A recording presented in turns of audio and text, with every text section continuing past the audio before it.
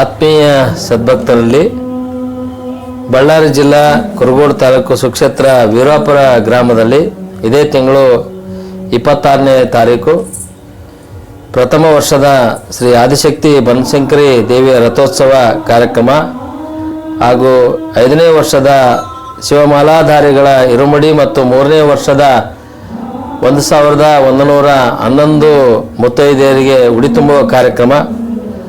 ಈ ಎಲ್ಲ ಕಾರ್ಯಕ್ರಮಕ್ಕೆ ಈ ಭಾಗದ ನಾಡಿನ ಅರಗುರು ಚರಮೂರ್ತಿಗಳು ಆಗಮಿಸಿ ಕಾರ್ಯಕ್ರಮಕ್ಕೆ ಯಶಸ್ವಿಯಾಗಿ ಹಾರೈಸಲಿಕ್ಕೆ ದಯಮಾಡಿಸಲಿದ್ದಾರೆ.